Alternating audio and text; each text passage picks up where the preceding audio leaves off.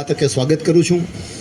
મિત્રો, આ લોક દરબારનો કાર્યક્રમ આજે મને લાગે છે પહેલી વખત એવો થયો છે કે બેંકના અધિકારીઓ એટલે કે બેંક ને પણ એમના અધિકારીઓ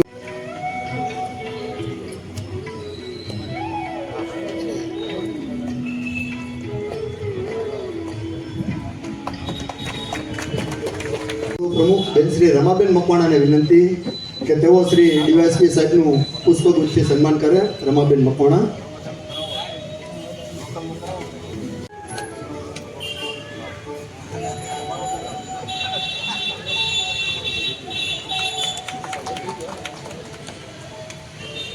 લઈ લો છો તો ક્યાંક ને ક્યાંક તમે હેરાન થાવ, પરિવાર હેરાન થાય છે। એના કરતાં સારું છે કે સરકારે જે આપણને બેંકનો લાભ આપ્યો છે, બેંક એના નક્કી ધારાધોરણ મુજબ જ વ્યાજ લેતા હોય। જેમના સાનિધ્યમાં આપણે બેઠા છીએ એવું આપણું જેતપુર સિટી પોલીસ સ્ટેશનના પીઆઈ સાહેબ શ્રી ડી પરમાર સાહેબ તેમજ જેતપુર તાલુકા પીઆઈ શ્રી સાઈના કામ આવતા હોય આપણને એમ થાય કેવો જેન્યુન પરિવાર હોય।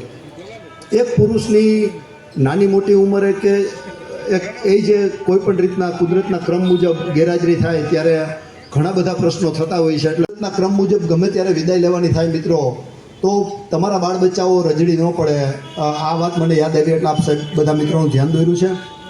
વિશેષ આ સરસ મજાનું જે આજરોજ રાજકોટ ગ્રામ્ય જિલ્લા પોલીસ પરિવાર તરફથી જેતપુર ખાતે જેતપુર ડિવિઝન વિસ્તારમાં કોઈ વ્યાજંગવાદનો ભોગ બનેલો હોય તેના માટેનું એક લોકદરબારનું આયોજન કરવામાં આવેલ હતું। આ ખુલ્લા મંચ ઉપર બહોળી સંખ્યામાં પબ્લિક હાજર રહી અને પોતાની રજૂઆત કરેલ અને આ બાબતે બીજા ઘણા બધા પ્રશ્નો અને સાયબર અવેરનેસ બાબતે પણ ઘણી બધી વાત થયેલ હતી।